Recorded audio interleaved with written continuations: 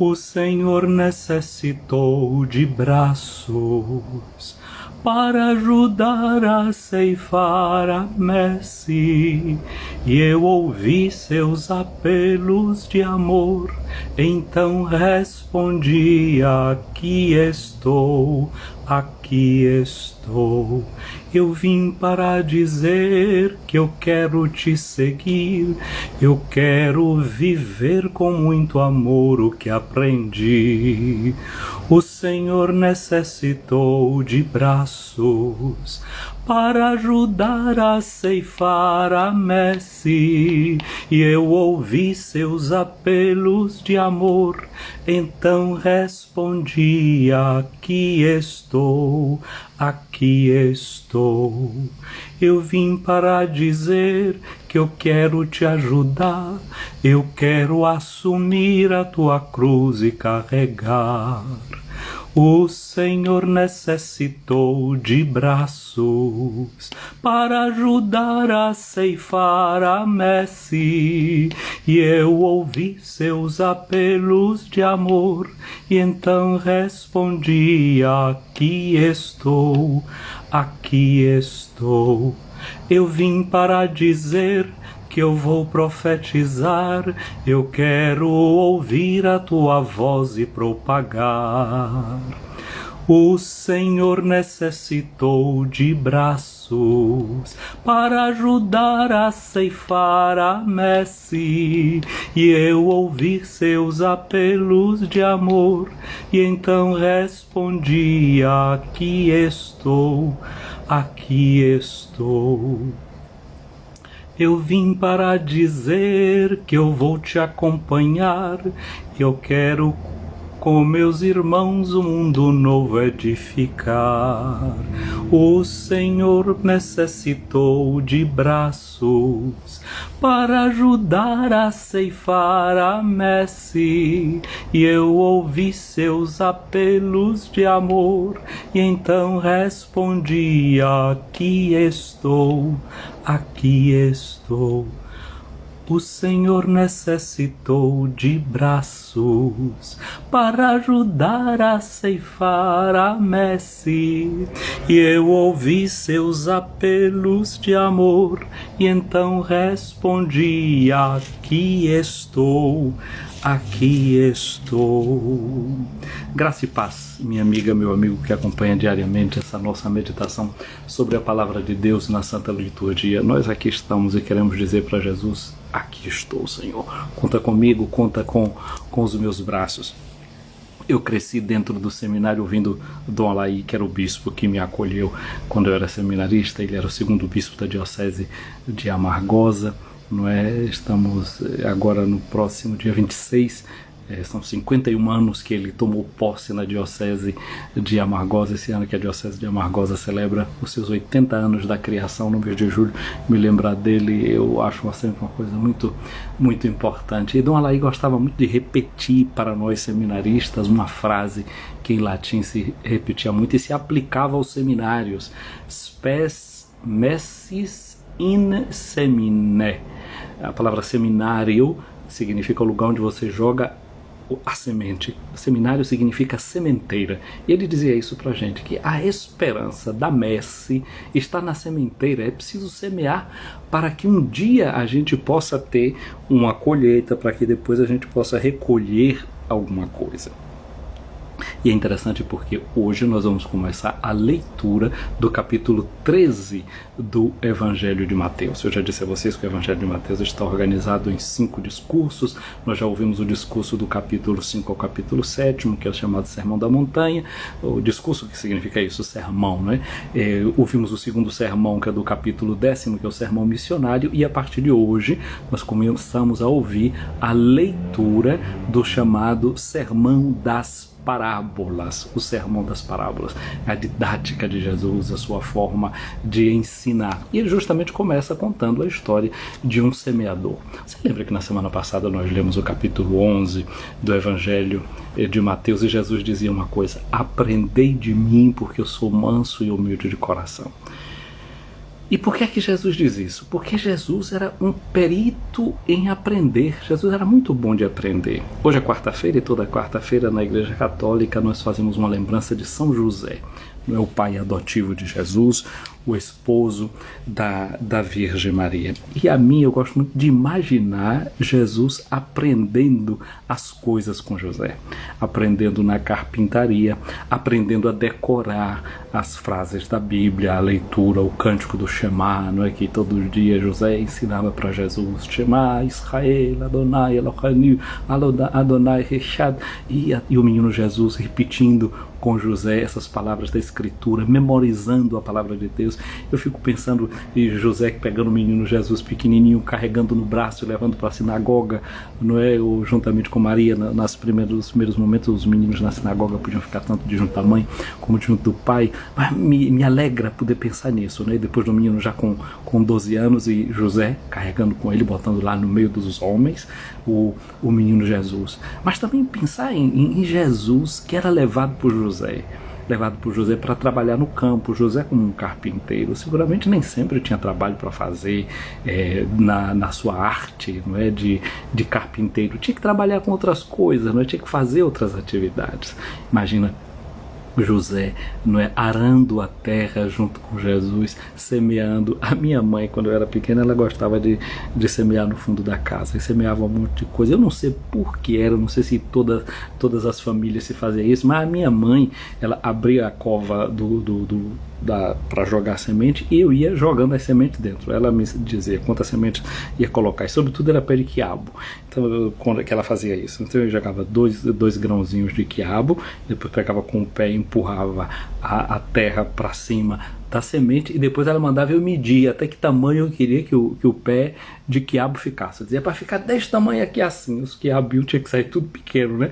Porque era mais ou menos, levantava a mão até o meu tamanho, então botava uns que ficava mais alto que eu. Não sei se isso era uma prática de todos os lugares, mas lá em casa minha mãe fazia isso. Acho que era uma forma de distrair, de prender a atenção, de não enjoar do trabalho, né? De educando para o trabalho. Então o trabalho virava também uma espécie disso, de diversão, de jogo, e ensinando a trabalhar. Ela também me dizia muitas vezes isso, né? Que na roça, muitas vezes as enxadinhas que começavam a ficar pequenininhas, carcomidas, o pai botava um cabozinho e dizia, marcava a beira da casa onde tinha que limpar, e eles começavam a fazer as rocinhas. Assim também o meu pai no trabalho do campo, né? Eram assim, educados desde pequeninos a trabalhar, e me alegra pensar nisso. Jesus, que foi trabalhando com José e aprendendo de José e aprendendo de Maria. Não é como foi que ele aprendeu vendo a mãe preparando o pão, a massa do pão, e depois usa isso para falar com o povo. Via os pescadores jogando a rede e aprendeu disso para ensinar também o povo. Então Jesus, que pede a gente para aprender dele, ele faz isso porque ele também aprendeu da gente, aprendeu da nossa humanidade, aprendeu dos valores humanos, das coisas humanas. Jesus aprendeu, e aí a gente pode aprender também com ele. E como Jesus faz do dia a dia motivo de anúncio do reino. Esse chamado sermão das parábolas, justamente esse sermão onde a gente vai notar como Jesus aprendeu do dia a dia e como usou o dia a dia para evangelizar. A palavra parábola, pará, significa aquilo que está em volta, não é? Dá quase como a sensação de algo, de uma coisa que gira, né? Quando a gente faz uma parábola. E bolé vem de jogar, jetar. Então, a parábola é algo que, como quem vai jetando, jogando a semente na terra, mas ao mesmo tempo é uma outra imagem também, que é, por exemplo, a rede. Né? O pescador, o que é que faz? Joga a rede, e a rede normalmente ela é meio assim arredondada, né? ela se abre. E o que é que acontece quando a rede se abre? Ela envolve o peixe dentro dela. Não existe a rede também para caçar outros tipos de animal. Quando a gente vê filmes antigos, a gente vê que os gladiadores, né? Eles usavam também as redes, a chamada récia, para prender animais, para caçar leão, outros animais. Se caça também com a rede. O que é que acontece? Você joga a rede, enreda, não é? O animal fica enredado, não é? Preso dentro da rede. A parábola tem também essa arte de nos enredar, de jogar a rede em volta da gente e a gente ser capturado pela palavra que a gente escuta, pelas comparações que Jesus faz. Então a parábola ele amplia aí essa rede, joga e a gente é pescado, e a gente é agarrado por aquilo que é o ensinamento que Jesus quer nos trazer. Então isso é uma coisa importante para a gente iniciar a escuta dessa palavra de Deus hoje. Olha aqui. Jesus então começa no capítulo 13 do Evangelho segundo Mateus, versículos de 1 a 9. Naquele dia, Jesus saiu de casa e foi sentar-se à beira das margens do mar da Galileia. Imagina aquele lago lá imenso e Jesus ali sentado.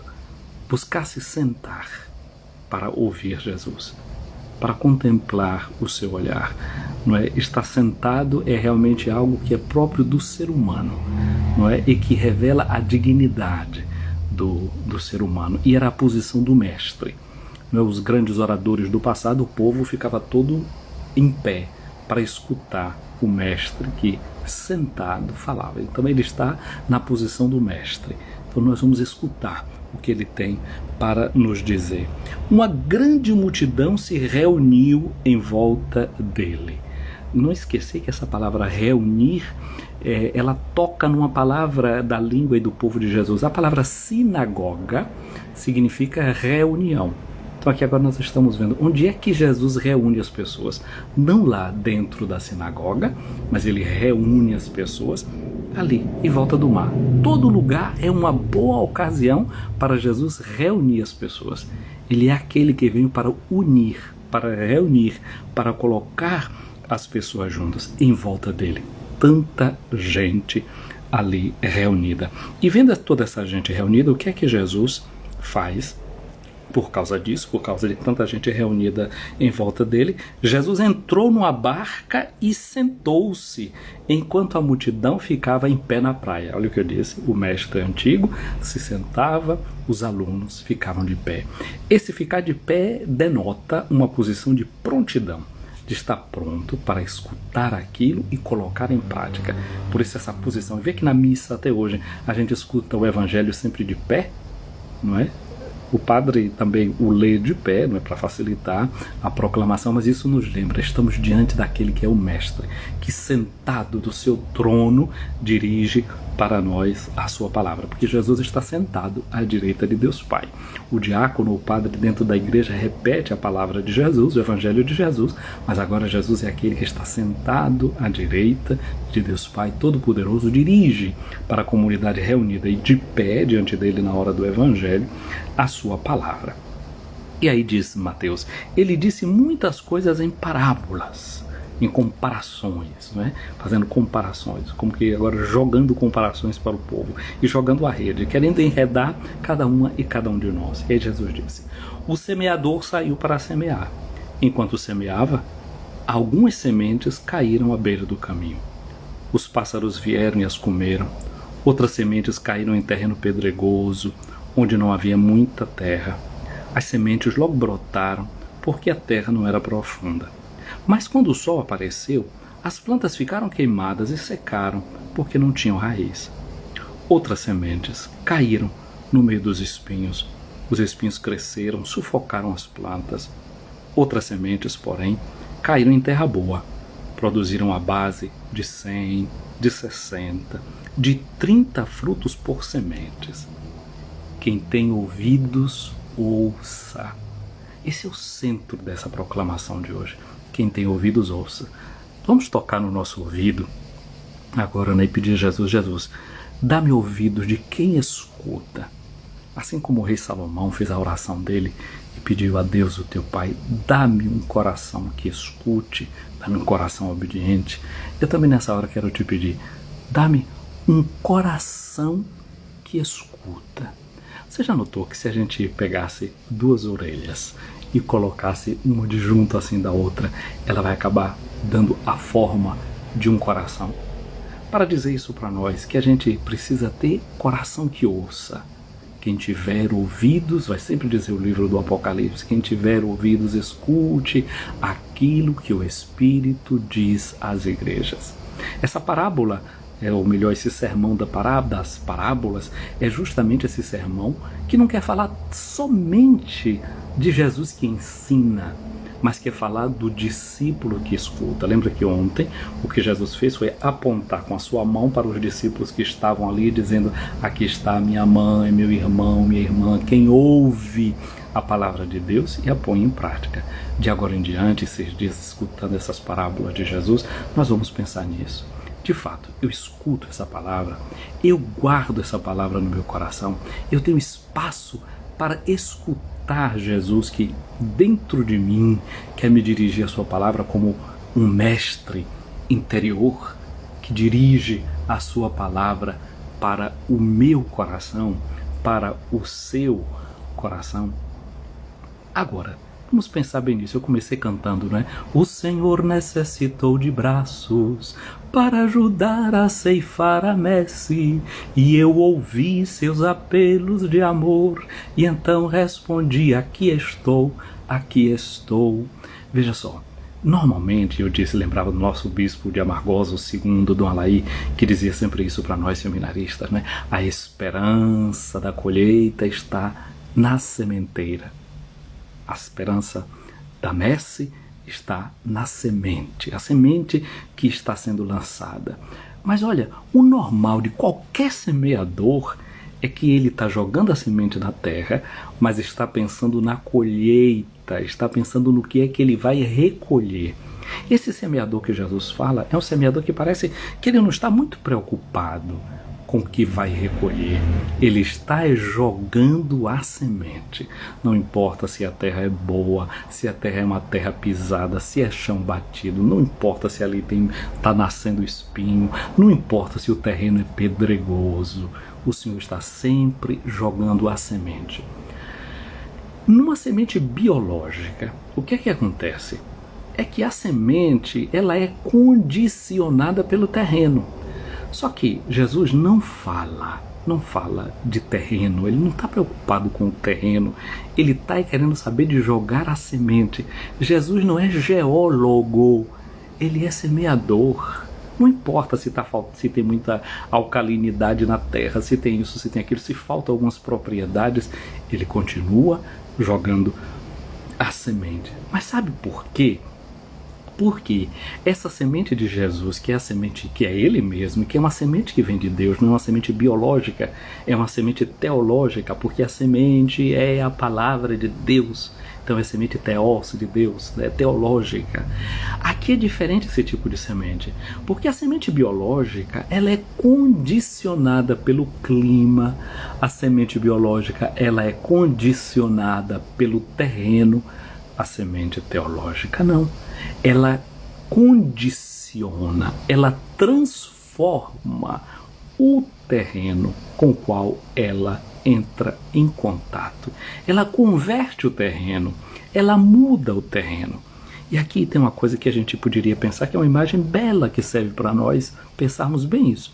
Quando uma mulher fica grávida, o que é que acontece, né? O semente do homem entra em contato com o óvulo de uma mulher.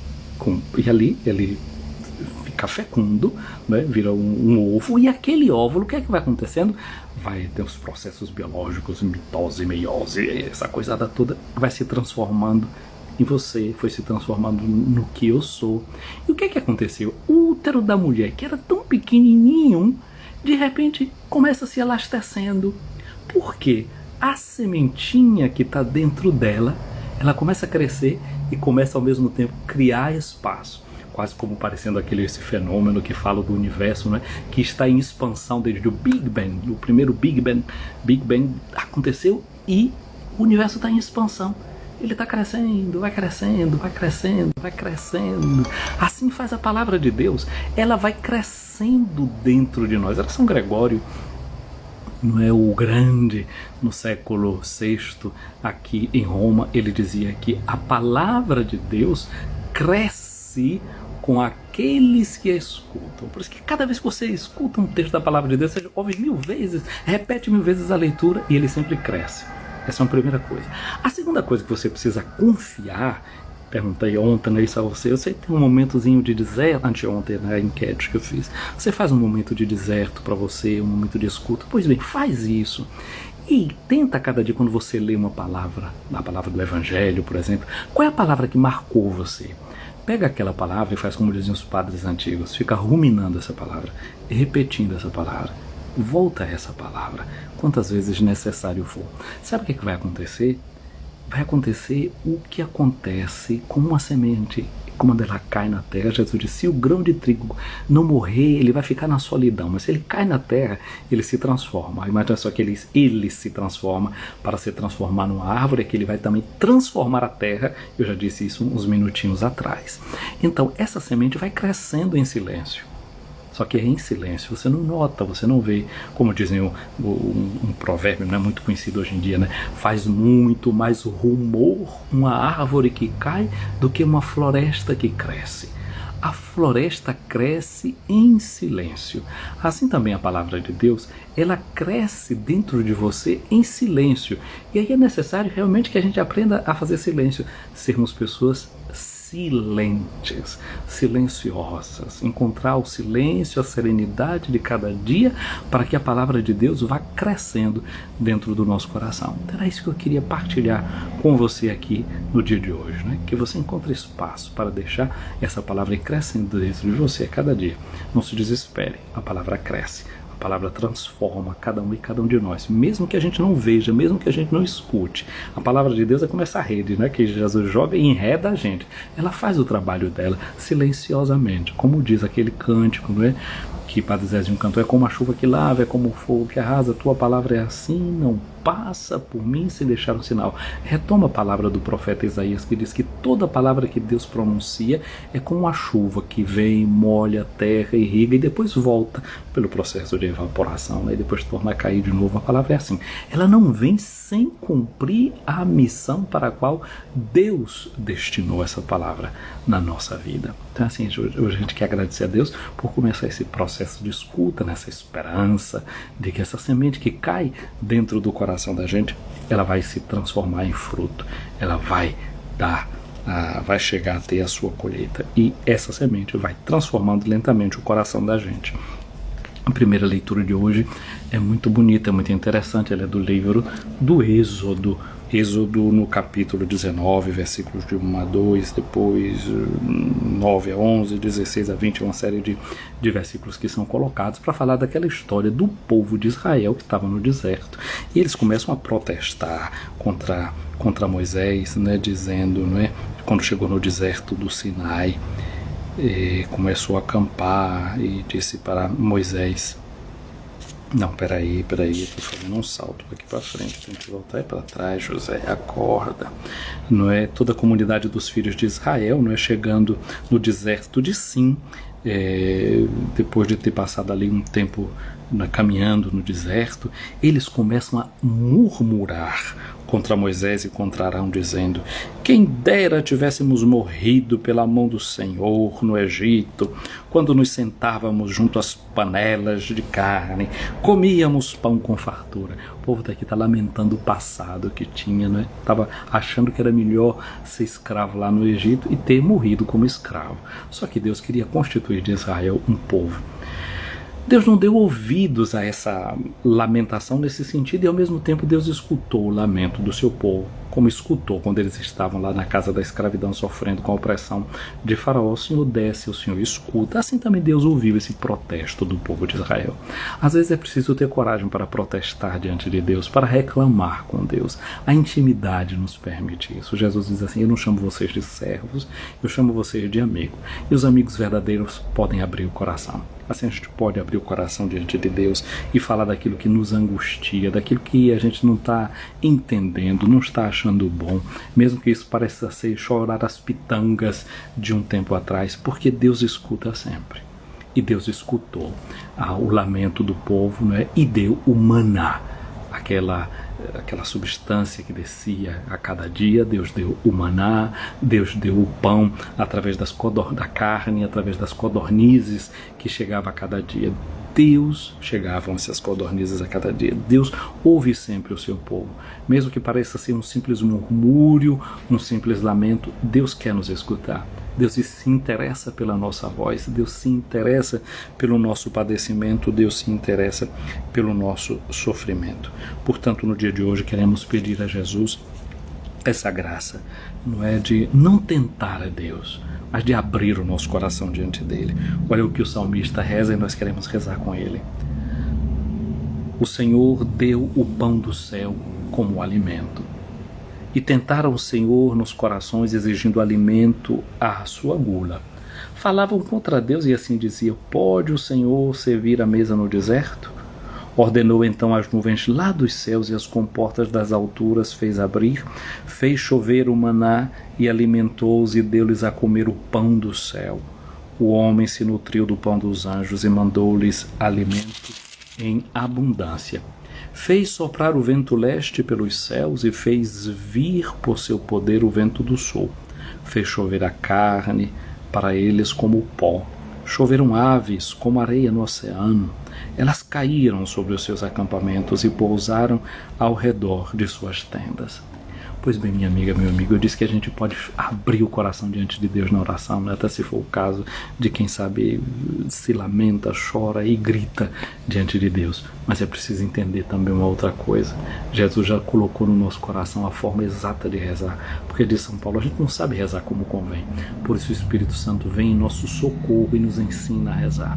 Portanto, eu quero convidar a você agora para terminarmos esse nosso momento com uma oração, não murmurando contra Deus, mas deixando o murmúrio do Espírito que geme dentro de nós subir até os céus com as palavras de Jesus.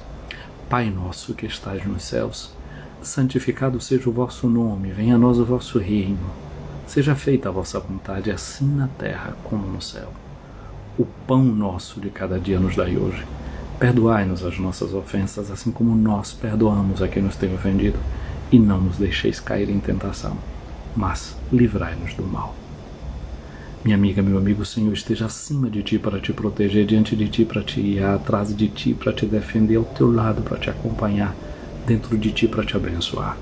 A bênção de Deus Todo-Poderoso, o Pai, o Filho e o Espírito Santo desça sobre ti e permaneça para sempre. Amém.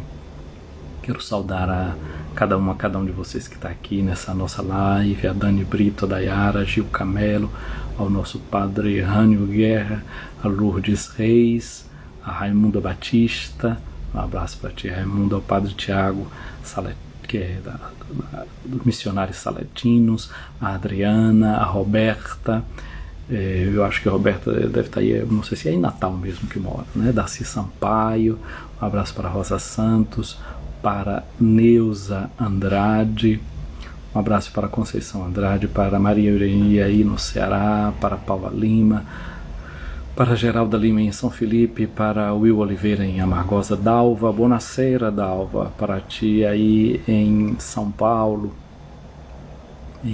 na nossa Piracicaba, para Geralda Lima eu já disse, para Paula Lima também, para Jaci Félix, obrigado Jaci, Anne Cunha, Deus te abençoe Mônica e Anne Cunha também, para Mari Caldas, um abraço,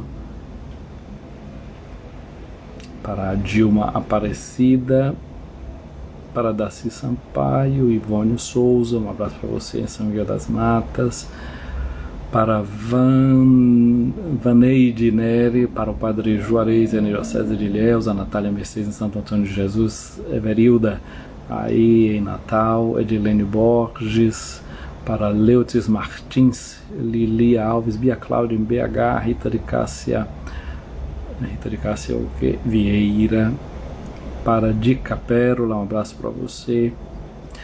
E quem mais? Padre Lourival Hélio aí em São Paulo, Pedro Miguel aí pelas Amargosas, Odalea, um abraço para você aqui na Suíça, Lânia Nascimento em Ilhéus, Dayara em Santo Antônio de Jesus, Rose Santos aí em Amargosa. Deixa eu voltar aqui para ver se chegou alguém para não ficar de fora, né? Porque fica feio, fica meio mal educado a gente não saudar as pessoas que vão chegando. Muito obrigado. Muito bem, eu que estou vendo aqui a nossa Roberta Espinosa dizendo que realmente ela é de Natal. Pois é, você ouviu aí no início da live dizendo que 26 de julho, não é? Completa 51 anos que um dos padres daí de Natal vai para Amargosa como nosso segundo bispo. Na verdade, Dom Alaí foi ordenado bispo em maio de 1970, toma posse da nossa diocese 26 de julho de 1970 como nosso segundo bispo. Então, portanto, nossa gratidão sempre às terras potiguares, não é, que nos deu a graça desse segundo bispo. Everildo está aqui dizendo que Roberta é uma ex-aluna querida. Muito bem, a professora, né, a mestra, vai trazendo aqui aqueles que seguem aí na vida. Muito obrigado, viu? Um abraço para vocês, um dia abençoado, com toda a graça, com toda a luz de Deus para nós. Fiquem com Deus.